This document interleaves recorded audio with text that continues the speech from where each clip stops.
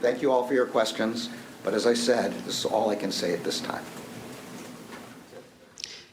You just listened to an extraordinary press statement, not press conference there, from the Attorney General, who said he is unable to answer questions that you heard reporters shouting to him at this time. But as the Attorney General just laid out, he personally approved that this search warrant be used to go into Mar-a-Lago, the 45th president's Florida home, to search for documents.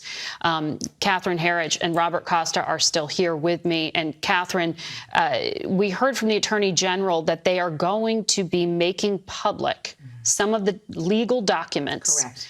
In order to explain why this search happened. Now, everything has become highly politicized, highly scrutinized. Revealing these documents will tell us what? Well, it's highly unusual to unseal a search warrant in an ongoing investigation. So this clearly shows an effort to be as transparent as possible.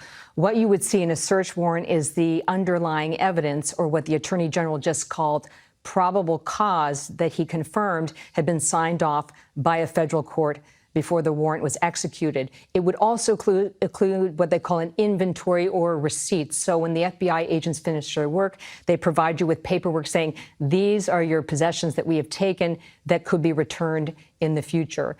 And finally, he stood up for what he felt was the unfair criticism of the FBI agents who carried out that raid. He said, I won't stand by while their integrity is questioned. But again, an extremely exceptional set of circumstances.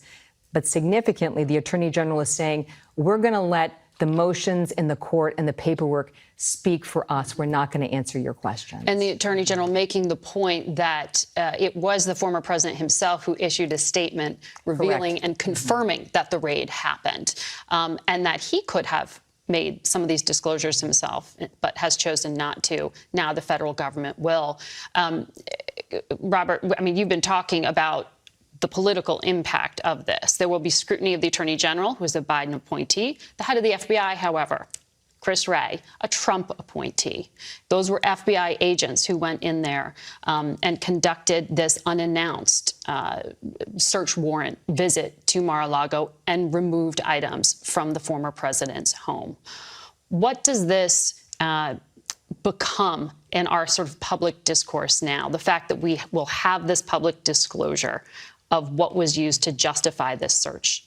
This was an extraordinary moment in American history. An attorney general took ownership of the decision to have this search of a former president's home. He stood by that decision. And now, with his remarks, we understand that this investigation, a grand jury investigation of how a former president and his associates handle documents, has gravity to it. It's seen as a very serious probe by the Attorney General of the United States. We know they're talking to associates from the president's inner circle. They're going into his home to get boxes of documents. The question now is, what were they trying to find? What have they been told was in the documents in terms of information from the administration, national security documents? What was in there? The Attorney General underscored today with almost a rhetorical marker that this matters to him, and it's very serious. And we know that the Biden White House, Catherine, has made a statement saying they had no advance notice of these remarks today or that this revelation would be happening.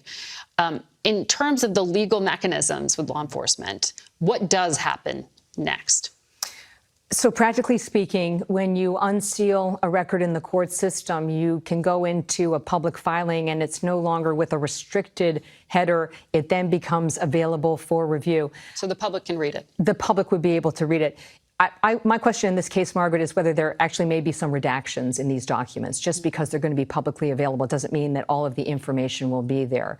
They'll want to protect sources and methods, and that may well be evidence that became the court's probable cause to get them through that door to a search warrant for a former president. But this is an incredible amount of transparency that you never see in an investigation. These warrants usually stay sealed until the investigation is over or a decision is made whether to pursue charges. And this all has to do with documents the former president took with him to his private home. And the question now, is what was in there Correct. that so justified these extraordinary actions and this search. And we will have continued coverage. I know all of us have phone calls to make. Catherine and Robert, thank you so much for your analysis.